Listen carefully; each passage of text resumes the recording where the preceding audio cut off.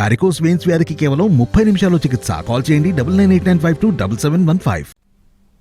సార్వత్రిక ఎన్నికలు ముంచుకొస్తున్నాయి. కానీ ఇండియా కూటమిలో సీట్ల సర్దుబాటు కొలిక్కి రావడం లేదు. ముఖ్యంగా బెంగాల్లో కాంగ్రెస్ కు చుక్కలు చూపిస్తున్నారు దీదీ. ఇందుకీ బెంగాల్లో కాంగ్రెస్ ఎన్ని స్థానాల్లో పోటీ చేయబోతోంది? దీదీ ఇస్తామంటున్న సీట్లేని? వచ్చే సార్వత్రిక ఎన్నికల్లో నరేంద్ర మోడీని గద్దెదించాలని చాలా పట్టుదలగా ఉన్నాయి విపక్షాలు.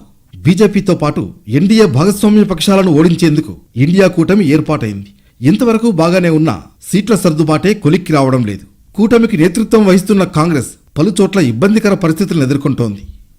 కాంగ్రెస్ కు 2 లోక్సభ స్థానాలకు మించి ఇవ్వబోమంటున్నారు పశ్చిమ బెంగాల్ సీఎం తృణమూల్ అధినేత్రి మమతా బెనర్జీ.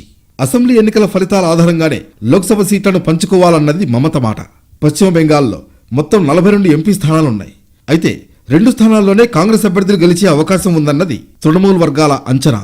అందువల్ల కాంగ్రెస్ కు 2కు మించి సీట్లు ఇవ్వబోమంటున్నారు తృణమూల్ నేతలు.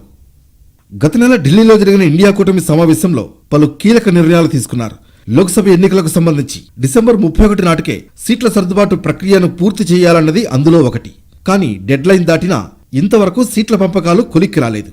ఇప్పుడు కాంగ్రెస్ కు కేవలం 2 సీట్లు ఇస్తామని తృణమూల్ ప్రతిపాదన చూస్తుంటే సీట్ల సర్దుబాటు మరింత ఆలస్యమయ్యే సూచనలు కనిపిస్తున్నాయి.